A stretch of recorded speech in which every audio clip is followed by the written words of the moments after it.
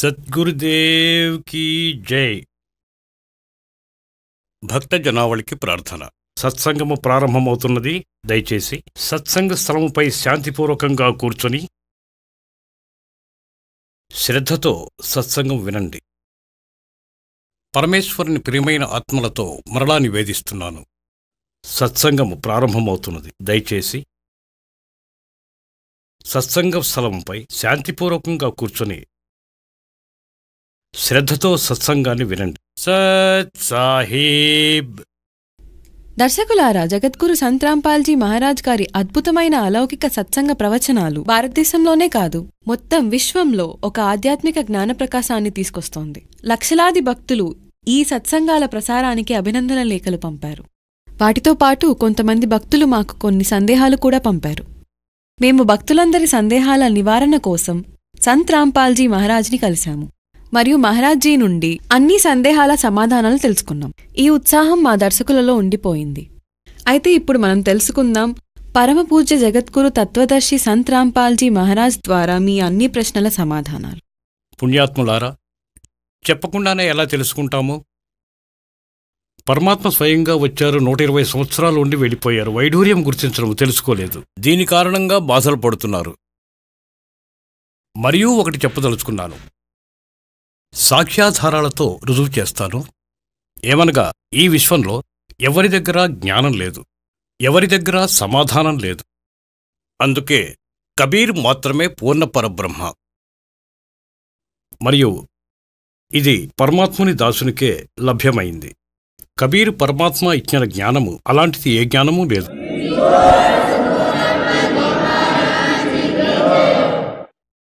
పరమపిత పరమాత్మ పూర్ణ బ్రహ్మ,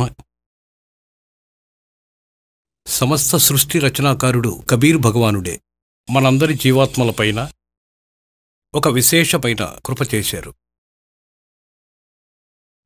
వారే స్వయంగా వచ్చి మనకు ఈ జ్ఞానాన్ని బోధించారు. మనము ఎందుకు జన్మిస్తున్నాము, ఎందుకు మరణిస్తున్నాము, ఏ సంపద మరియు ఏ సంతానం కొరకు మనము సురక్షితంగా పెట్టుకొనుట కొరకు రాత్రింబవళ్లు ప్రయత్నాలు చేస్తుంటాము. మరియు మన కళ్ల ముందే ఇదంతా నష్టమైపోతూ ఉన్నది. ఇది ఏమి కథలా ఉంది? పుణ్యాత్ములారా, మనకు ఎవరూ ఈ జ్ఞానాన్ని ఇచ్చినవాళ్లు లేరు. ఈ కారణంగా మనకు ఎటువంటి వికల్పాలు కనబడటం లేదు. మనమే ఇది చివరిదిగా, ఫైనల్గా భావించి జనన మరణాలు జరుగుతాయి. నేడు అనుభూతి కలుగుతుంది.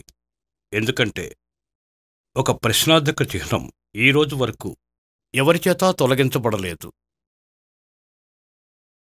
మనం ఎందుకు పుడతాము, ఎందుకు మరణిస్తాము? మనం ఎంత అద్భుతమైన కుటుంబాన్ని చేసుకుంటాము, వారితో ఎంత ప్రేమగా ఉంటాము, పైగా మోహం ఉంటుంది. కానీ ఒక్క క్షణంలో అవన్నీ చెదిరిపోతాయి. ఈ విషయంలో మనం చింతిస్తూ ఉంటాము, ఆలోచిస్తూ ఉంటాము. అందరికీ ఇలా అవుతుందా? ఇదొక పరంపరగా భావించి ఇలాగే జరుగుతుంది అనుకుంటూ మన కర్తవ్యాన్ని నిర్వహించుకుంటూ సాగాలి. ఎటువంటి పనులు చేస్తున్నాము? కోటలు కడుతున్నాము, బంగ్లాలు కడుతున్నాము, వాహనాలు కొంటున్నాము. ఇక చనిపోండి. ఇది ఎటువంటి కార్యం? ఇవన్నీ మనకు జరుగుతున్న సంఘటనలు మనం ప్రతిరోజు చూస్తూనే ఉన్నాం. ఏదో ఒక గ్రామంలో లేదా ఏదో ఒక ఇంట్లో మనకు స్వయంగా ఇటువంటి సంఘటనల్ని ఎదుర్కోవలసి వచ్చింది. ఇదంతా ఎందుకు జరుగుతుంది? అయితే దీనికోసమే ఆ పరమాత్మ స్వయంగా వచ్చి జ్ఞానబోధ చేస్తారు. ఏమనంటే, ఈ తప్పుడు లోకానికి వచ్చావు. జనన మరణ రోగాలను దూరం చేసుకునే మార్గం ఏదైతే ఉందో అది పద్ధతి, నిజమైన భక్తి అని స్వయంగా పరమాత్మ వచ్చి చెప్తాడు. దీనికోసం వారు స్వయంగా సశరీరులై వస్తున్నారు, ఎక్కడైతే పరమాత్ముడు ఉంటున్నాడో. అయితే పరమాత్ముడు మనకి ఏం జ్ఞాపకం చేస్తున్నాడంటే, గతంలో కొంత భవిష్యత్తును పరిశీలించి చూడు. మీరు కేవలం వర్తమానానికే పరిమితమై ఉన్నారు. ఒకవేళ మనం గతంలోకి వెళ్తే, బ్యాక్లో చూస్తే, అయితే ఏమి తెలియచేస్తున్నారు పరమాత్మ? స్వయంగానే వచ్చి తన ప్రియమైనటువంటి ఆత్మ గరీబ్ దాస్ గారికి జ్ఞానాన్ని ఇచ్చాడు. भाई आग गए ना बावड़े, ముందు అంటే గతంలో వెళ్ళిపోయిన వాళ్ళు आगे गए ना बावड़े, ये रहते भी सब जाही, बिन साहिब की बंदगी कहीं ठोर ठिकाना नहीं. తాత ముత్తాతలు గతించారు. వారి నామరూపాలు ఎక్కడా లేవు. ఇప్పుడు మనకు తెలియదు వారు ఏ ప్రాణి శరీరంలో ఉండి బాధని అనుభవిస్తున్నారు. వారు ఈ ఆశతోనే కూర్చున్నారు కులం కొనసాగుతుందని. వారి కులం కూడా పోయింది. వారికేం మిగిలింది? ఇంకా వారికి ముందున్న వంశం కూడా మొత్తం అంతరించిపోయింది, నామరూపాలు కూడా లేకుండా. ఇప్పుడు పరమాత్ముడు ఏం చెప్తున్నాడంటే, మనకి తెలియచేసేందుకు, क्या मांगो कुछ थिर न रहाई, ये देखत नैन चला जग जाई, 1,00,000 पूत 1,00,000 नाती, उस रावण के दीवान बाती. మీరు ఒక్క సంతానం పొందినందుకే అలా 2 రోజులు అభినందనలు తెలియజేసుకుంటారు. పరమాత్మ చెప్తున్నారు, రావణునికి 1,00,000 పుత్రులుండేవారు. ఈరోజు దీపం పెట్టేవారు ఒక్కరు కూడా మిగలకుండా పోయారు. అతని నామరూపాలు, వంశము సమాప్తమయ్యాయి. రావణుడు అంతరించాడు, రాజ్యము అంతరించింది. కాబట్టి పరమాత్ముడు మనకి ఇది గుర్తు చేయాలనుకుంటున్నారు. ఇది మీకేం జ్ఞాపకం చేస్తుందంటే, గతంలో అంటే ముందు ఏం జరిగిందో దాని పరిణామమే ఈ దశ. ప్రస్తుతం మీరు గమనిస్తూనే ఉన్నారు. ఇక్కడ ఏ ప్రాణి కూడా సుఖంగా లేదు. ఇంకా అందరికీ ఆశ, కోరిక ఉంది. నేను కోటీశ్వరుని కావాలని, మరింత సంపన్నుడు అవ్వాలని, పెద్ద ఇల్లు కట్టాలి, ఒక కారు కొనాలి, ప్రపంచంలో నాకు గౌరవం ఉండాలి. ఎందుకంటే మనము ఇంతవరకే పాఠములు పఠించుకొని ఉన్నాము. అయితే పరమాత్మ చెప్తున్నారు, ఇవన్నీ జరిగాయి, ఇలాంటివి చాలా ఉన్నాయి. ఎవరి దగ్గరైతే మేడలున్నాయో వారి పూర్వజన్మ సుకృతాన్ని బట్టి పెద్ద పెద్ద కార్లున్నాయి, గొప్ప గొప్ప సంపదలున్నాయి. ఇంకా మీరు చూస్తూనే ఉన్నారు, ఒక్క క్షణంలో ఎవరిని మృత్యువు కబళిస్తుందో. గొప్ప గొప్ప ధనవంతులు తమ సొంత హెలికాప్టర్లో ప్రమాదవశాత్తు గతించిపోతూ ఉంటారు. మున్ముందేం జరుగుతుంది? ముందేం జరుగుతుందో పరమాత్మ హెచ్చరిస్తున్నారు. फिर पीछे तू पशुआ की जय गद्दा बैल बनाई, और ये 56 भोग कहाँ मन बोरे, कहीं कुर्डी चरने जाई. ఇంకా ఇప్పుడు నమ్మలేకపోతున్నావు, ఎందుకంటే మనకు అన్ని సౌకర్యాలు ఉన్నాయి. మనసును ఇటువంటి తాళంతో బంధించాడు కాలభగవానుడు. ఆ పని చెయ్యాలి, అది చెయ్యాలి, అది మిగిలి ఉందే, అలా అది చేస్తా పదా.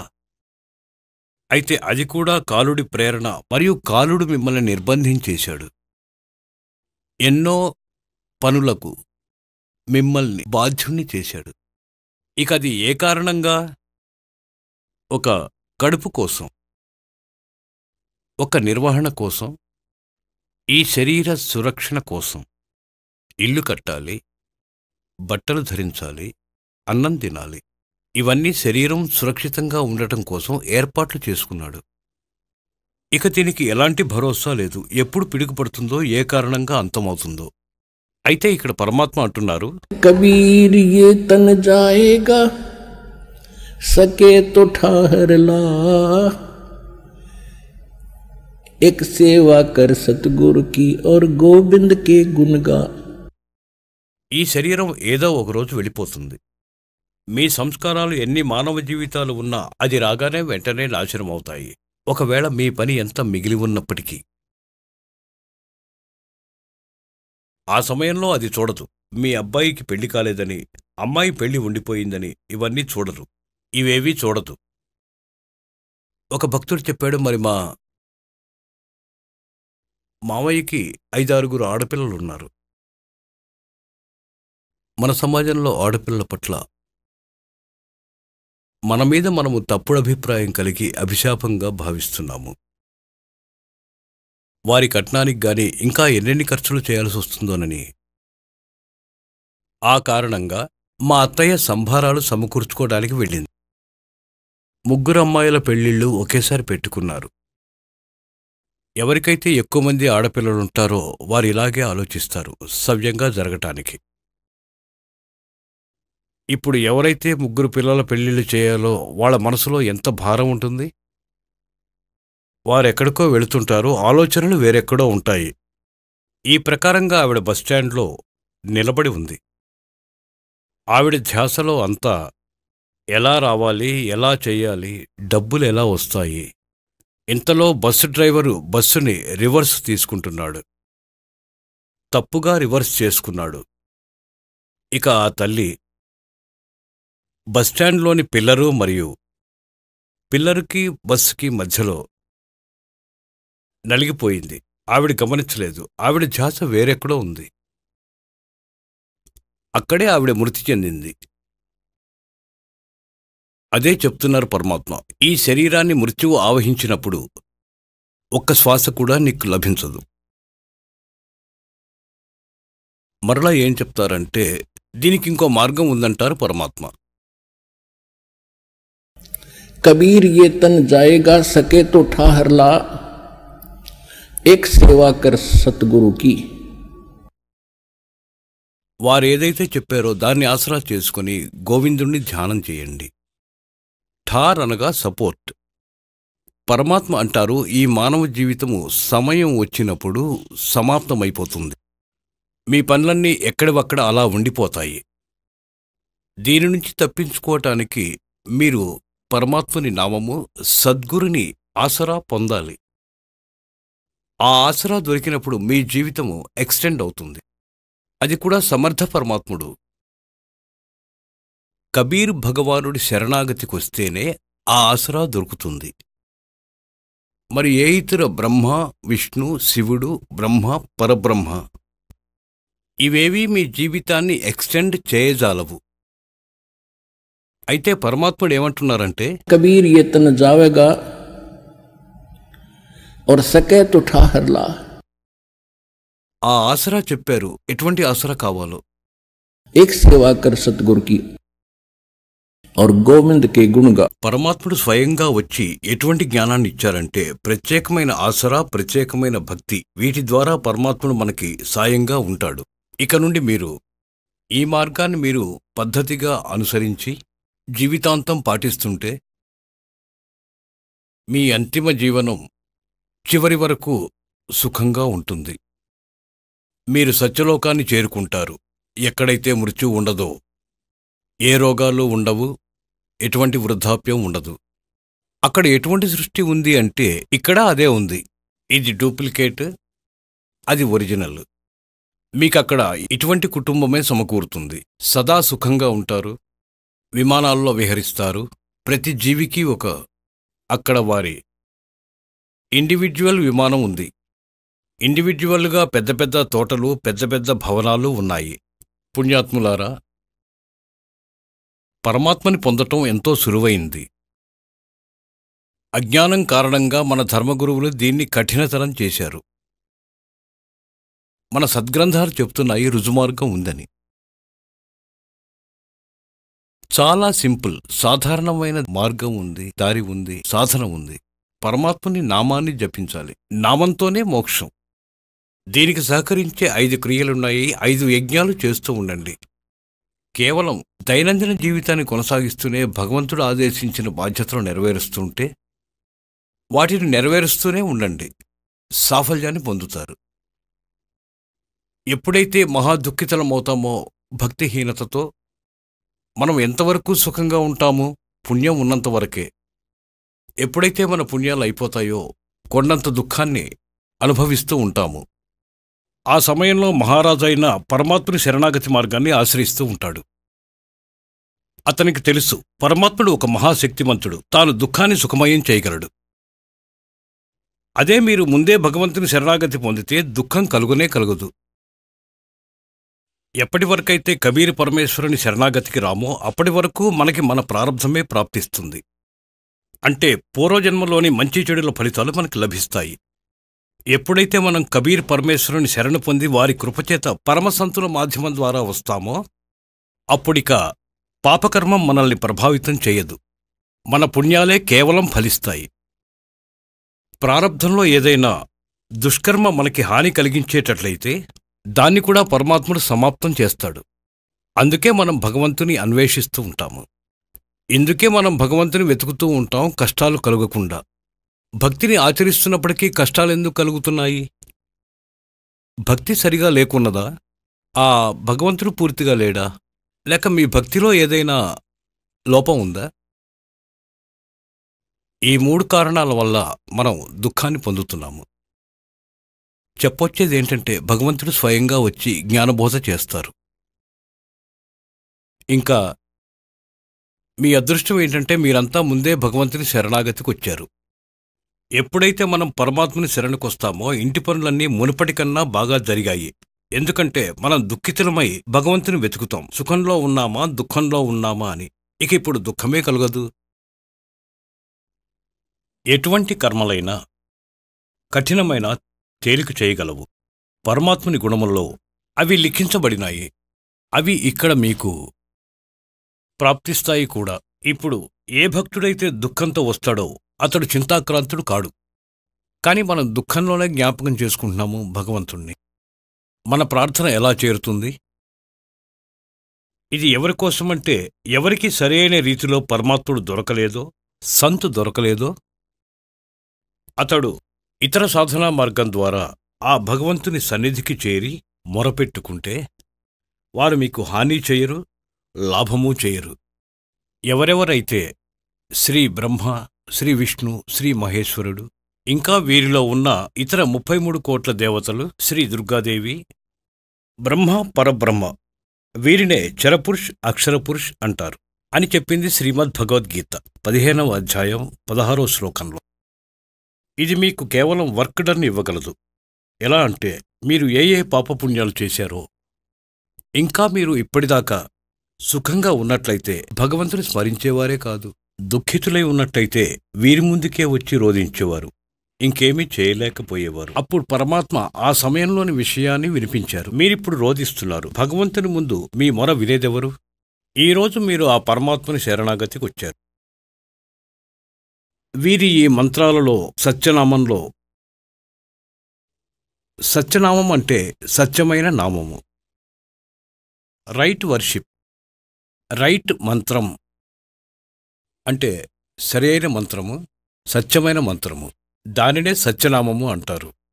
మొదటి మంత్రము మీకు ఇవ్వబడుతుంది. ఇది ఒరిజినల్ మంత్రము. దీనిని ఇంతవరకు ఎవరూ తాకలేదు, ఎవరూ దీన్ని టచ్ చేయలేకపోయారు. అయితే దీనిని ఇప్పుడు చేయవలసి ఉంది. అయితే అది ఈ మంత్రము ఎవరికైతే లభించిందో ఈ భక్తి చేయటం వలన కూడా తమరికి, ఎందుకంటే మొదటి మరియు చివరి మంత్రము, ఈ 7 నామాల లోపల 7 ఏవైతే మీకు జపించే మంత్రాలు ఇచ్చారో ఇందులో మొదటి చివరి మంత్రాలు పాపాలను నాశనం చేస్తాయి. మధ్యలో ఏ మంత్రం ఉందో దీనివల్ల మీకు పుణ్య సంపాదనతో వృద్ధి పెరుగుతుంది. అయితే పుణ్యాత్ములారా, నేడు ఈ ప్రపంచంలో గురువు లేడు, ఈ దాసుడు వినా. సద్గురు అనేది బహుదూరపు మాట. అతను గురువు కూడా కాదు. ఎలాగైతే ఒక రోగి ఉన్నాడో అతని వ్యాధి నయం కావాలి. ఎవరికైతే పుత్ర సంతానం లేదో అతనికి పిల్లలు ఉంటే పూర్తవుతుంది. ఒకవేళ మీకు సంతానం ఇవ్వాల్సిన అవసరం ఉన్న అప్పుడు కూడా ఇక్కడే లభిస్తుంది. భూమిపై మీకు ఎవరూ ఇవ్వలేరు. మరియు మీ యొక్క రోగ నివారణ జరగాలన్నా ఇక్కడే జరుగుతుంది, భూమిపై మరెక్కడా జరగదు. మరియు రోగ నివారణ జరగనే జరుగుతుంది, జరిగే తీరుతుంది. ఇక మిగిలిన సంతానం కూడా పరమాత్మ అనుకుంటే ప్రతిదీ చేయగలరు. దీనికి ఒక సుదీర్ఘమైన చరిత్ర ఉంది, నేను మళ్ళీ ఎప్పుడైనా చెప్తాను. ఇలాంటి మాటే కాదు, ఇక్కడ వేల ప్రమాణాలున్నాయి. కొందరికి 10 సంవత్సరాలు, 12 సంవత్సరాలు, మరియు 15 మరియు 20 సంవత్సరాలు వివాహకులు అయ్యారు, కానీ సంతానం లేకుండెను. అందరికీ ఈ రోజుల్లో మొత్తం ట్రీట్మెంట్ ఉంది. ఇది కూడా చేయించుకుని అలసిపోయారు. ఇది కూడా సరిచేసి దైవం వారికి కూడా పిల్లల్నిచ్చాడు. ఇదైతే పెద్ద విషయం కాదు, కానీ మన ప్రథమ లక్ష్యం మోక్షం కావలెను. ఇప్పుడు ఏమి చెప్తున్నారంటే, ఏ హరే రామ్ రామ్ రామ్ హరే హరే, శ్రీకృష్ణ హరే హరే, రాధేశ్యాం సీతారాం, రాధే రాధేశ్యాం రాధే, ఓం నమ శివాయ, ఓం భగవతే వాసుదేవాయ నమః. ఇది గాయత్రి మంత్రం. ఇది మోక్ష మార్గాన్ని ఇచ్చే మంత్రం కాదు. ఇది వ్యర్థము, యూజ్లెస్. భగవద్గీత 16వ అధ్యాయం 23, 24 శ్లోకాల్లో స్పష్టం చేయబడింది. శాస్త్రవిధమైన సాధన విడిచిపెట్టి తన స్వతంత్ర ఆచరణ నిర్వహించి మనసుకు నచ్చిన పూజలు జపిస్తారో వారికి సుఖము గాని అది సద్గతి గాని లభించదు, వారికి సిద్ధి ప్రాప్తించదు. అంటే యూజ్లెస్. అందుకే భగవద్గీతలో 16వ అధ్యాయం 24 శ్లోకంలో స్పష్టం చేయబడింది. అందుకే నీ కొరకు అర్జున, కర్తవ్యావస్థలో ఏ సాధనను చేయాలి, దేన్ని విడవాలి, సద్గ్రంథాన్నే ఆధారంగా నమ్మాలి, వేరే ప్రాపంచిక వేదాలపై ఆధారపడరాదు. కాబట్టి శ్రీమద్భగవద్గీత ఆధారమై ఉంది మన భక్తికి. పవిత్ర వేదాలు మనకి ఆధారమై ఉన్నాయి భక్తికి, సాధనకి. కానీ పురాణాలు మనకు సహాయంగా ఉన్నాయి ఆధ్యాత్మిక జ్ఞానాన్ని అర్థం చేసుకోవటానికి. అయితే పురాణాల్లో ఉన్న వేదాల్లో ఏ భక్తి ఉందో అది వేదాలకు, గీతకు చెందినదై ఉన్నది. అవి వాటి నుండే గ్రహిస్తాము. మిగిలిన వేరే ఇతరాలు వాటిలో ఉన్నాయి. వక్తలైన ఋషులు, పురాణ వక్తల స్వీయ జ్ఞానం అవి వేదాలతో, గీతతో సరిపోలవు. వాటిని మనం ఎంతమాత్రం స్వీకరించరాదు. ఇప్పుడు గీతా జ్ఞానదాత చెబుతున్నారు, నాది కేవలం ఓం అక్షరమే, నథింగ్ ఎల్స్. వేరే ఇతర జపమేదీ లేదు. ఇది కాకుండా వేరే మంత్రాన్ని జపిస్తే అది వ్యర్థభారమవుతుంది. అది కంకర రాళ్లను సేకరించడమే కాని వజ్రం కాదు. ఇది బ్రహ్మస్థాయికి చెందినది. ఎవరు దీన్ని సాధన చేస్తారో వారు అంత్య సమయంలో శరీరాన్ని వదిలిపోతారో వారికి పరమగతి ప్రాప్తిస్తుంది. పరమగతి ఏంటంటే బ్రహ్మలోకము. భగవద్గీత 8వ అధ్యాయం 16వ శ్లోకంలో ఏమన్నారంటే, బ్రహ్మలోక పర్యంతం వెళ్లిన అందరూ పునరావృత్తులవుతున్నారు. ఇప్పుడు భగవద్గీత 17వ అధ్యాయం 23వ శ్లోకంలో ఏమన్నారంటే, ఆ సచ్చిదానంద ఘన బ్రహ్మను పొందేందుకు 3 మంత్రాలను జపించాలని నిర్దేశించబడింది. Nothing else. నిర్దేశించటం అనేది నథింగ్, అది సింపుల్ డైరెక్షన్ మాత్రమే. ఇది ఇప్పుడు చూద్దాం. 17వ అధ్యాయంలో 23వ శ్లోకం శ్రీమద్భగవద్గీత. ఇప్పుడు ఇది 17వ అధ్యాయం. 17వ అధ్యాయంలో 23వ శ్లోకం. ఓం తత్సత్ ఇతి నిర్దేశః బ్రహ్మణా త్రివిధా స్మృతః బ్రహ్మణా తేన్ వేదః చ యజ్ఞ చ విహిత పురా. ఓం ఓం తత్ తత్ సత్ సత్. ఇలా ఈ 3 విధాలుగా సచ్చిదానంద బ్రహ్మ ఆ పరబ్రహ్మ మంత్రంగా చెప్పబడింది. ఇప్పుడు సచ్చిదానంద పరబ్రహ్మ పరమాక్షర బ్రహ్మ మంత్రం ఓం. సత్ సత్ దాన్ని పొందేందుకు సరైనది ఓంకారం పుణ్యాత్ములారా. ఇక తత్ అనేది అక్షర పురుషునిది. సత్ అనేది పరమాక్షర బ్రహ్మ కోడ్ వర్డ్, సాంకేతిక పదం. ఓం మరియు సత్ సాంకేతిక పదాలు రెండూ కలిసి సత్యనామం అవుతుంది. ఈ 2 అక్షరాలతో ఎవరెవరికైతే మోక్షం దొరికిందో ఆ మహాపురుషులు ఈ సత్యనామాన్ని జపించారు. ఇక సత్యమనేది సారనామ సంకేతం. అది కూడా ఇంకో వేరే మంత్రం. అది సాంకేతిక కోడ్ వర్డ్ ఈ దాసుని వద్ద ఉంది. ఈ ప్రపంచంలో ఇంకెక్కడా లేదు. మహారాజ్జీ, మేము విన్నాము మీరు శ్రీ బ్రహ్మ, శ్రీ విష్ణు, శ్రీ శివ దేవతల పూజలని విడిపిస్తున్నారు. ఇది ఉచితమేనా? బ్రహ్మ, విష్ణు, మహేశ్వరులను విడవటానికి మనమేమైనా చిన్నపిల్లలమా? కబీర్ పరమాత్ముడు ఆదరణీయ గరీబ్ దాస్ గారిని సత్యలోకాలకు తీసుకెళ్లారు. అక్కడి పరిస్థితుల్ని పరిచయం చేసి, స్థితిని పరిచయం చేసి, బ్రహ్మ, విష్ణు, మహేశ్వరుల పరిచయం చేయించి వదిలారు.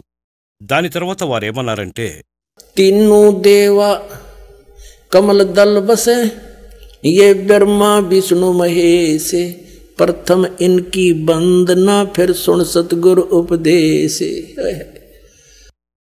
ఆయన అన్నారు, బ్రహ్మ, విష్ణు ఈ 3 దేవతలు మన కమల దళంలో నివసిస్తారు. మన కమలంలో ఈ దళం లోపల ఉంటారు. ఇక ముందుగా ఈ దేవతా ప్రార్థన చేసి ఈ మంత్రం ఏదైతే ఉందో మనం దీనిని సాధన చేస్తాము. और फिर सुन सतगुरु उपदेश. ఇక సద్గురుని జ్ఞానాన్ని వినండి. ఇంకా దాని కంప్లీట్ కోర్స్ తీసుకోండి. అప్పుడు ఇది సార్థకమవుతుంది. ఇప్పుడు బ్రహ్మ, విష్ణు, మహేశ్వరులు మన శత్రువులు కారు. చాలామంది అంటారు. అయితే మీ యొక్క గురువుగారైతే బ్రహ్మ విష్ణు మహేశ్వరులను విడిపిస్తారు. బ్రహ్మ విష్ణు మహేశ్వరులను మనం విడిపించగలమా? ఎలా అయితే ఊర్ధ్వమూలం అధశాఖం, పైకి వేర్లు, కిందికి 3 గుణాల రూపమైన కొమ్మలు, తలకిందులుగా వేలాడదీయబడిన సంసార రూప వృక్షం ఉంది. అయితే ఇప్పుడు ఇందులో ఉన్నదేంటి? పైకైతే వేర్లు ఉన్నాయి, అది పూర్ణ పరమాత్మ. క్రిందికి సంసార వృక్ష కొమ్మలున్నాయి. ఎవరైనా కొమ్మల్ని నరికేస్తారా బుద్ధిమంతుడైన వ్యక్తి? చెట్టు కొమ్మల్ని ఎవరైనా నరకమని చెప్తారా? వాటిని కోసి అవతల పారేయండి. ఇక మిగిలిన దుంగలతో మనం ఏం చేస్తాం?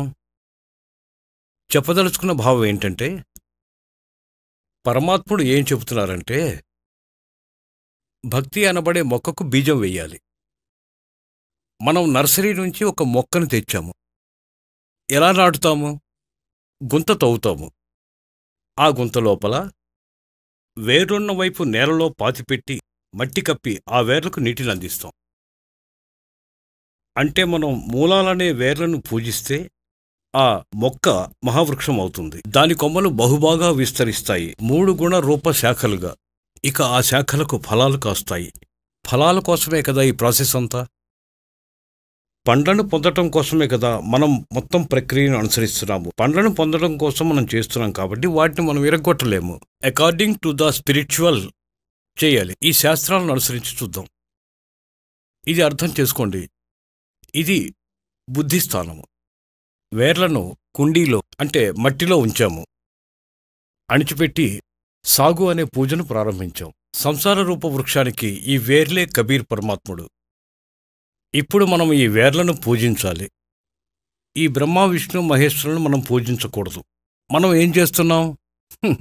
ఇక చెప్పండి. పిల్లల్లాంటి పనులు చేస్తున్నాం. నవ్వు రావట్లేదా? మనం ఇలాంటి పనులు చేస్తున్నాము. వ్యతిరేకమైన పనులు చేస్తున్నాం. మనం బ్రహ్మ విష్ణు మహేశ్వరులను ఇష్టరూపంలో పూజిస్తున్నాం. కుండీలో పెట్టాము. బ్రహ్మ విష్ణు మహేశ్వరులను మరియు పూజ చేస్తున్నాము. మరి ఇలాంటి పూజలు చేస్తే కాబట్టి ఏం చెప్తారు? ఎవరైనా తెలివిగల వ్యక్తి ఇలా చేయమని చెప్తాడు. అతడు అంటాడు, అరే పోయా అవతలకి, జాగ్రత్త. ఏం చెప్పొచ్చో? ఇప్పుడు చూడండి, మనం వేర్లను వదిలిపెట్టాం. వేర్లు పైనే ఉండిపోయాయి. భక్తి రూపమైన వృక్షము ఎండిపోయింది.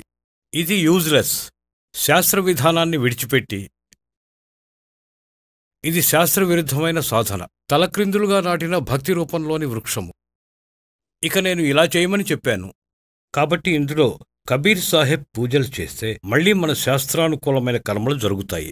శాస్త్రాల అనుకూలంగా సంస్కారం అవడం వలన ఈ ఫలాలు బ్రహ్మ విష్ణు మహేశ్వరులు మాత్రమే ఇవ్వాలి మనకు. ఎందుకంటే వీరు ఇక్కడి అధిపతులు. ఇప్పుడు వీటి రుజువులను చూద్దాం. పుణ్యాత్ములారా, పరమాత్ముడు ఏమంటున్నాడంటే, సాధనను సరిగా చేయండి, ఇక మీకు లాభం జరుగుతుంది పూర్తిగా. ఇప్పుడు మీరు చేస్తున్న సాధన ద్వారా వారు మీకేమీ ఇవ్వజాలరు. ఇప్పుడు ఎలాగంటే, మీరు ఒక ఫ్యాక్టరీ యజమాని వద్ద పనిచేస్తున్నారనుకోండి. పని ఎవరిదైతే చేస్తున్నారో మీ హాజరీ నమోదయ్యి జీతం రూపంలో క్యాషియర్ దగ్గరకు వస్తుంది, అకౌంటెంట్ దగ్గరకు వస్తుంది. అకౌంటెంట్ మీకు జీతం ఇస్తారు. ఇంకా ఆ క్యాషియర్ కానీ వారిచ్చేది మీ వర్క్ డన్. అది కూడా ఆ యజమానికి కూలీ చేసినట్లయితేనే. మీరేమో ఆ అకౌంటెంటు క్యాషియర్ల వాళ్ల ప్లేట్లు చెప్పులు శుభ్రం చేస్తున్నారు అసలు పనిని వదిలిపెట్టి. వాళ్లేమిస్తారు? బూడిదే. పైగా ఏమంటారంటే, కనీసం ఛాయ్ కూడా తాగించం, పోయిరా. పూజ చెయ్యాలి, కూలి చెయ్యాలి. పరమపిత కబీర్ సాహెబ్ని ఇష్టదైవంగా పూజించాలి. ఇంకా మళ్ళీ దానితో మనకు శాస్త్రానుకూలమైన ఏ శుభ సంస్కారాలైనా ఇప్పుడే ఇక్కడే ఎప్పటి వరకైతే మీరిక్కడుంటారో అయితే ఇది ఇక్కడెంతో ముఖ్యం. వీరు మన వర్క్ డన్ ఇవ్వాలి. ఎలాంటి కర్మలు చేస్తామో అలాంటి ఫలాలు ఇవ్వటం వారి భగవంతుని తుది నిర్ణయం. కాబట్టి ఈ భగవంతుడు వర్క్ డన్ మాత్రమే ఇవ్వగలడు, దీంట్లో యాడ్ చేయలేడు. కాని ఫ్యాక్టరీ యజమాని ఇష్టానుసారం బహుమతులు ఇవ్వగలడు. అంటే పరమాత్ముడు మన యజమాని ఏదైనా ఇవ్వగలడు. ఇప్పుడు మరికొంత చూపిస్తాను, ఎందుకంటే కాన్సెప్ట్ దీంతో ముడిపడి ఉంది. గీతలో 3వ అధ్యాయంలో, ఇక్కడ శ్రీమద్ భగవద్గీత 3వ అధ్యాయంలోది మీకు చూపిస్తాను. 10వ శ్లోకం నుండి 15వ శ్లోకం వరకు. ఇది చూడండి. శ్రీమద్ భగవద్గీత 3వ అధ్యాయం 10వ శ్లోకంలో 10వ శ్లోకంలో ప్రజాపతి బ్రహ్మ కల్పం ఆరంభంలో ఈ యజ్ఞ సహితంగా ప్రజలను సృష్టించి ఏం చెప్పారంటే, మీరు ఈ యజ్ఞం ద్వారా, యజ్ఞం అంటే ధార్మిక అనుష్ఠానం, శాస్త్రానుకూలంగా వృద్ధిని పొందుతారు. ఈ యజ్ఞం మీకు ఇష్టకామ్యాలను సిద్ధింపచేస్తుంది. 11వ శ్లోకం చెప్పేదేంటంటే, యజ్ఞం ద్వారా దేవతలను ఉన్నతులను చేయండి. ఇంకా ఆ దేవతలు మీకు ఉన్నతిని కలిగిస్తారు. ఈ విధంగా నిస్వార్థ భావంతో ఒకరికొకరు ఉన్నతులైతే మీకు శుభం కలుగుతుంది. 12వ శ్లోకంలో యజ్ఞం ద్వారా కీర్తింపబడిన దేవతలు, చెప్పండి, ఆ దేవతలని పట్టుకొచ్చి పెంచుదామా, పైకి లాగి పెంచుదామా? ఇప్పుడు ఈ విధి చెప్పనే చెప్పింది. శాస్త్రానుకూల సాధన ద్వారా వేర్లను పూజించినంతలే ఈ ముగ్గురు దేవతలు తీర్చిన శాఖలుగా పెరుగుతాయి, పెరిగి పెద్దవై ఫలాలనిస్తాయి. యజ్ఞం ద్వారా, శాస్త్రానుకూల సాధన ద్వారా పెరిగిన అంటే ఉద్భవించిన దేవతలు, ఈ 3 శాఖలు మీకు అడగకుండానే ఇష్టకామ్యాలను ఖచ్చితంగా ఇస్తుంటారు. ఆ దేవతలకు ఇచ్చిన భోగాలను ఏ జీవి అతని ప్రమేయం లేకుండా స్వయంగా అనుభవిస్తే అతడు దొంగ. ఇప్పుడు ఏం సిద్ధించింది? ఇప్పుడు మనం ఎలా అయితే మూలాల్ని పూజిస్తున్నామో, అంటే వేర్లను పూజిస్తే కొమ్మలు పెరుగుతాయి. ఈ దేవతలు పెరిగి ఈ ఫలాలతో విరాజిల్లుతాయి. ఈ కొమ్మలు అడగకుండానే ఇస్తాయి వాటంతటవే. ఎందుకంటే మనం మూలాలను పూజిస్తున్నాం కాబట్టి. అవి వాటి అధీనంలో లేవు అనే యథార్థం ఇది. అందుకే మనకు ఫలాలు ఇచ్చి తీరాల్సిందే. మరి ముందుకు చూస్తే దానధర్మాలు చేయకపోతే అతను దొంగ. అతడు మళ్ళీ తానే అనుభవిస్తాడు. గురువుకు ఇవ్వనిదే, అంటే ఎటువంటి దానాలు చేయకుంటే మరి దొంగలే. 13లో అంటున్నారు, యజ్ఞంలో మిగిలిన అన్నాన్ని తినేవాడు శ్రేష్ఠ పురుషుడు. అన్ని పాపాల నుంచి విముక్తుడవుతాడు. ఇంకా ఏ పాపులైతే తమ శరీర పోషణ కోసమే అన్నం వండుకుంటారో వారు పాపాన్నే భుజిస్తారు. దీని తాత్పర్యం ఏమిటంటే, ఇప్పుడు పుణ్యాత్ములారా, ఇక్కడ సత్యలోకాశ్రమం బర్వాలా, జిల్లా హిసార్, హర్యానాలో ప్రపంచవ్యాప్తంగా ఈ ప్రదేశం, ఇక్కడ శాస్త్రానుకూల సాధన జరుగుతుంది.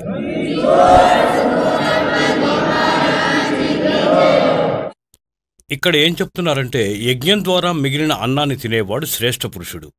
సంత్ అంటే పవిత్రాత్మ. అన్ని పాపాల నుండి ముక్తుడవుతాడు. మనం అన్నిటికంటే ముందు పరమాత్మని ప్రసాదాన్ని తీస్తాము. భోజనానికి కూడా హల్వా ప్రసాదం చేస్తామో వాటిని భగవంతునికి నివేదించి ఇక మిగిలిన అన్నాన్ని అందరికీ వితరణ చేస్తాము. కాబట్టి ఏమనంటే, యజ్ఞం ద్వారా మిగిలిన అన్నాన్ని భుజించే సంత్ సాధువులు, సంత్ భక్తులు, యజ్ఞం ద్వారా మిగిలిన వాటిని తినే సంతులు అంటే సాధువులు, సంత్ భక్తుల ఆత్మలు శుద్ధమైన ఆత్మలు. అన్ని పాపాల నుండి ముక్తి లభిస్తుంది. ఇప్పుడు చెప్పేదేంటంటే, ఇది ఇక్కడ ముందు భగవంతునికి నివేదించి శేషంగా మిగిలిన అన్నాన్ని వారి పిల్లలకు వితరణ చేయబడుతుంది. వారు మహాపాపనాశకులవుతారు. అయితే మీరిక్కడికొస్తే అన్ని సాధనలు లభిస్తాయి. మీకు అన్ని పాపాల నుండి విముక్తి కలుగుతుంది. ఇవన్నీ వింటే ధర్మయజ్ఞం, జ్ఞానయజ్ఞం, ప్రణామయజ్ఞం, అన్ని యజ్ఞాలు, సాధనలన్నీ మొత్తం ట్రీట్మెంట్ ఇవ్వబడుతుంది. ఇంకేమంటారంటే, ఎవరైతే దాన ధర్మాలు చేయరో వారు భగవంతుని పట్ల దొంగలు. जिन हर की चोरी करी और गए राम गुण भूल, ते बिदना बागुल किए वो फिर झूले उल्टी झूल. ఎవరైతే హరికి చోరులవుతారో, భగవంతుడు మీకేదైతే ఇచ్చాడో ధనం, మీ ప్రపంచంలో వాటి ముందు దానాలు ఎవరు చేయరో వారు దైవచోరులుగా చెప్పబడ్డారు భగవంతునిచే. ముందు దీంట్లో ఖచ్చితత్వం వెలువడుతుంది. 3వ అధ్యాయంలో మనం ఇక్కడ 13వ శ్లోకం చదివాం. యజ్ఞం ద్వారా మిగిలిన అన్నాన్ని భుజించేవారు శ్రేష్టమైన సంత్గా ఉంటారు. మీరు మంచి ఆత్మలై అన్ని పాపాల నుండి ముక్తులవుతారు. ఇంకా ఏ పాపులైతే కేవలం తమ సంపాదనను అనుభవిస్తారో వారు అక్కడికే పరిమితమవుతారు. వారు పాపాన్ని భుజిస్తారు. ఇప్పుడు 14-15లో ఒక నిర్ణాయకమైన జ్ఞానం ఇవ్వబడింది. ముందుగా దీని అనువాదాన్ని చదువుదాం. ఈ అజ్ఞానం గురించి అప్పుడు అర్థమవుతుంది. సంపూర్ణమైన ప్రాణి అన్నము నుండి ఉత్పన్నమవుతుంది. అన్నం ఉత్పత్తి వర్షం ద్వారా జరుగుతుంది. వర్షం యజ్ఞం ద్వారా వస్తుంది. యజ్ఞం అంటే అర్థం శాస్త్రానుకూలమైన కర్మల ద్వారా ఏదైతే జరుగుతుందో అది విహిత కర్మల ద్వారా ఉత్పన్నమయ్యేదే యజ్ఞం. యజ్ఞం అంటే ధార్మిక అనుష్ఠానం మరియు కర్మల సముదాయాలను బ్రహ్మోద్భవం. ఇవి బ్రహ్మ అనే దాని అర్థం వేదంగా చెప్పాయి. ఇదేమైనా ఉందా? బ్రహ్మకి అర్థం వేదంగా చేశారు. ఏం రాయాల్సి ఉందంటే, మనం ఇక్కడికొచ్చాం ఈ కాలుని లోకంలో, కాబట్టి మనం కర్మ చేస్తే దొరుకుతుంది, లేకుంటే అసలే దొరకదు. కర్మను ఆపాదించింది బ్రహ్మే ఇక్కడి విధానాన్ని చేశాడు. ఇంకా బ్రహ్మ ఉత్పత్తి ఆ పరమాక్షర బ్రహ్మ నుండి జరిగింది, ఆ పరమాత్మ నుండి సచ్చిదానంద ఘనబ్రహ్మ ద్వారా. దీని అర్థం ఇదే. కాని ఈ అజ్ఞానులకు ఏ జ్ఞానమూ లేదు, అన్నీ అవకతవకలుగా చేశారిక్కడ. ఇది చూద్దాం. కర్మల సముదాయం వేదాల నుండి కాదు, బ్రహ్మ నుండి ఉత్పన్నమయ్యాయి. ఇంకా బ్రహ్మాక్షర్ ఉద్భవ్ అవినాశీ పరమాత్మ ద్వారా. ఇక్కడ బ్రహ్మ అని రాయాల్సి ఉంది. బ్రహ్మ ఇక్కడ కాలుడైన పరమాత్మ నుండి ఉత్పన్నమైన ప్రాణము, దీనితో సిద్ధిస్తుంది. సర్వగతం బ్రహ్మ. సర్వగతం అంటే సర్వవ్యాప్తుడైన పరమాత్మ, అందరి దైవం. ఎల్లప్పుడూ యజ్ఞాల్లో ప్రతిష్ఠితుడై ఉన్నాడు. అతడు ఇష్టరూపంలో పూజితుడు, అక్కడే ప్రతిష్ఠితుడైనాడు. అన్ని యజ్ఞాల్లో వారిని ఇష్టరూపంగా భావించి పూజించాలి. దీని ఖచ్చితత్వం ఇక్కడే వెలువడుతుంది. ఇప్పుడు మనం ఆ పరమాత్మను ఇష్టంగా భావించి పూజ చేస్తే మన శాస్త్రానుకూల సాధన జరుగుతుంది. ఇంకా ఇందులో చెప్పబడింది ఏంటంటే, అందరూ శాస్త్రానుకూల సాధన చేయడం ద్వారా మన శుభ సంస్కారం అవుతుంది. ఇక్కడ భక్తి రూపంలోని మొక్క పెద్దదవుతుంది. బ్రహ్మ విష్ణు మహేశ్వరుల వద్దకు మన సంస్కారం చేరుతుంది. ఇంకా ఇక్కడ అడగకుండానే మీకు ఇస్తారు, పుష్కలమైన ఫలాలతో ఉన్న కొమ్మలు ఇచ్చినట్లుగా. కాబట్టి మీరు తింటారు, మీ బంధువులు తీసుకెళ్తారు, పక్కింటివారు కోసుకెళ్తారు, అయినా తరగవు. అంటే ఈ విధంగా మన ఈ సంపూర్ణ భక్తి కర్మ పూర్తవుతుంది. కాబట్టి మనం మీకు ముందుగా పరమాత్ముడు ఏం చెప్పారంటే, तीनों देवा इन कमल दलों में बसे, ये ब्रह्मा विष्णु महेश, और प्रथम इनकी वंदना, और फिर सुन सतगुरु उपदेश. మనం వీరికి పూజలు చేయటం లేదు. మనం ఎవరికో కిరాయి ఇస్తున్నాము, ఎవరికో కరెంటు బిల్లు కడుతున్నాము. మనం బిల్లు కడుతుంది టెలిఫోన్ది, పూజలే చేస్తున్నామా? అది మనం వారికి ఇస్తున్నాం, వారు సౌకర్యాలు ఇస్తున్నందుకు. ఇవ్వకపోతే కనెక్షన్ కట్ చేస్తారు. కాబట్టి మనం శాస్త్రానుకూల సాధన కోర్సు కంప్లీట్ చేయకుండా మన డబ్బు మనం కొట్టుకుంటున్నాం. ఈ కారణాల వల్ల మనం పరమాత్మని కలిసే సాధనం చేత వంచితమైపోయి మనం నాస్తికులం అవుతున్నాము. ఇప్పుడు పరమాత్ముడు మీపై దయ చూపించాడు, ఇంకా ఈ దాసునిపై కూడా. ఈ దాసుని తయారు చేసింది ఆ తత్వదర్శి సంత్. ఏ జ్ఞానాన్ని పరమాత్ముడు 600 సంవత్సరాల ముందే దాచి ఉంచాడో ఆ ఖజానా తాళాలను నాకిచ్చారు. ఇప్పుడు ఈ దాసుడు తన పిల్లల ముందే తెరిచాడు. ఇది చూడండి, ఇది మన శరీరం యొక్క చిత్రపటం. ఇందులో ఈ కమలాలు ఉంచబడ్డాయి. ఈ మూల కమలంలో శ్రీగణేశుడు, ఇంకా ఇది కిలియం జపం. దీనిపైన ఇది స్వాది చక్ర అనుష్ఠ. దీన్ని స్వాదిష్టాన చక్రం అని కూడా అంటారు. దీనికి 4 దళాలు, దీనికి 6 దళాలు. ఇక సావిత్రి బ్రహ్మల ఓం జపం. ఇక్కడ లక్ష్మీ విష్ణుల జపం ఉంది, ఇది నాభి కమలం. ఇక దీని జపం హరియం. ఇక్కడ శివుడు పార్వతి ఉంటారు. ఇక్కడ పరమాత్ముడు వీరికో మంత్రాన్నిచ్చాడు. దీని తర్వాత వీరు వారి శిష్యులయ్యారు. దాని తర్వాత శంకర భగవానుడు ఈ మంత్రాన్నే జపిస్తున్నారు. ఇది సోహం జపం. ఇక ఇక్కడ చూడండి, దుర్గాదేవి. వీరి ఈ 16 దళాల కమలం, ఇది కంఠం లోపల ఉంటుంది. ఇక ఇది వీరి జపం. ఇంకా ఇక్కడ ముందు వేరే, ఇది కేవలం దేవుడు సందేశం ఇచ్చాడు. ఇప్పుడు ఇక్కడ ఉంది, ఈ శరీరం ద్వారా, ఈ పిండం ద్వారా వెలువడి ఇక్కడి దాకా భర్తీ అయ్యేందుకు మనం ఈ మూలమంత్రాన్ని జపించాలి. ఎలా చెయ్యాలి ఇది నేను వెల్లడించను, అది ఎవరైతే ఉపదేశం పొందుతారో వారికే చెబుతాను. ఇప్పుడు ఏదైతే ఉందో ఈ 5 నామాలు మనం జపిద్దాం. కాబట్టి ఈ 5 నామాల సాధన చేస్తాం, పూజ కాదు. ఇప్పుడు మనం ఈ దేవుళ్ల రుణం తీసుకున్నాం, ఇక్కడే ఇరుక్కుంటున్నాం, వీరితో లాభం పొందుతున్నాం, మనం రుణపడిపోతున్నాం. ఈ మంత్రం ద్వారా మనం వీరి రుణాన్ని తీర్చుకుందాం. ఇంకా ఇది ఈ దేవతల మూలమంత్రం. దీనితో లాభం పొందేందుకు ఏ విధంగా ఒక దున్నపోతు ఉంటుందో లేదా ఎద్దు ఉంటుందో దానిని ఖాగడని పిలుస్తారు. మనం ఇక్కడ అప్పుడప్పుడు అంటూ ఉంటాం, దానికి ఒక మంత్రం ఉంది. దాన్ని దున్నపోతూ అని అంటూ ఉంటే అస్సలు వినదు. ఒక్కసారి దానికి చెప్పు హుర్ర్ అని, అది అలా చూస్తుంది, ఇష్టం వచ్చినట్టు పారిపోతుంది అటువైపుకి. దున్నపోతుకి వేరే పేరు ఉంది మరియు మూలమంత్రం ఉంది. దానిని పట్టుకుని లాగితే ప్రభావితం అవుతుంది. కాబట్టి ఈ మంత్రం మూలమంత్రం. వీటికి దేవతలు వశమై ఉన్నారు. ఇది మీ వైపుకి ఆటోమేటిక్గా ఆకర్షితం అవటం ఆరంభమవుతుంది. ఇంకా మీకు సంపూర్ణ లాభప్రాప్తి మొదలవుతుంది. కాబట్టి ఈ ప్రకారంగా ఈ విధమైన సాధన ఈ పద్ధతిలో ఉంది. ఇది వేదాలను అనుసరించి, అంటే గ్రంథాలలో ఇది సహజ సాధన, సింపుల్ వర్షిప్.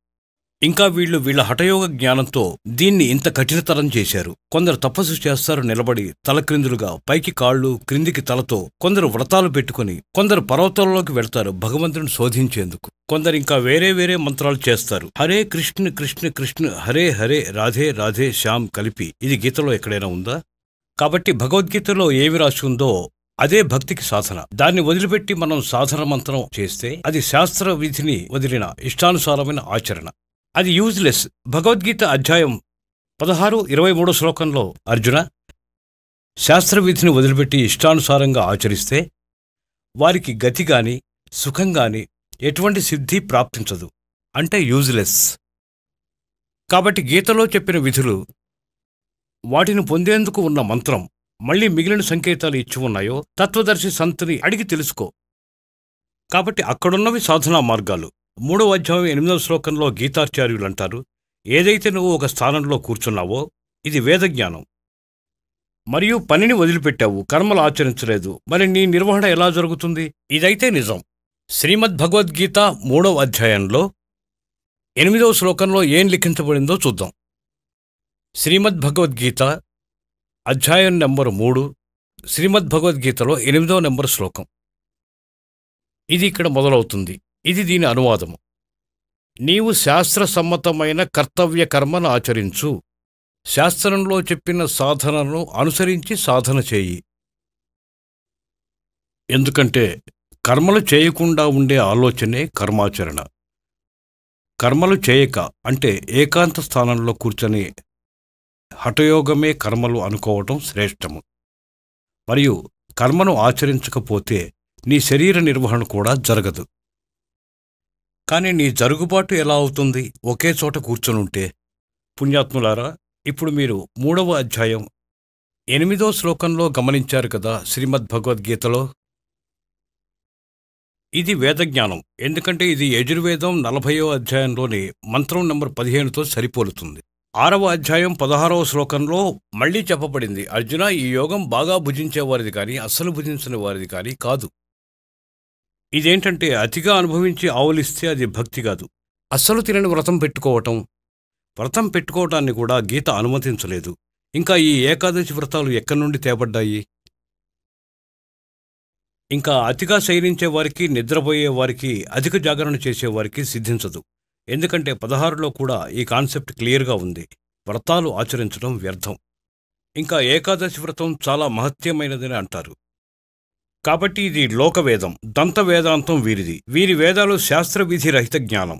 వీటిని చేయటం ద్వారా ఏమాత్రం లాభం జరగదు. భగవద్గీత 16వ అధ్యాయం శ్లోకం నంబర్ 23ని అనుసరించి మళ్లీ మనం అదే ప్రస్తావనకు వస్తాం. ఎలా అయితే 3వ అధ్యాయం 8వ శ్లోకంలో గీతాచార్యులు అంటారు, ఎలాగైతే నువ్వు ఒక స్థానంలో కూర్చున్నావు, ఇదైతే వేదజ్ఞానం. ఇంకా పని వదిలి నువ్వు కర్మ ఆచరించకపోతే నీ నిర్వహణ ఎలా జరుగుతుంది? ఇదైతే నిజమే.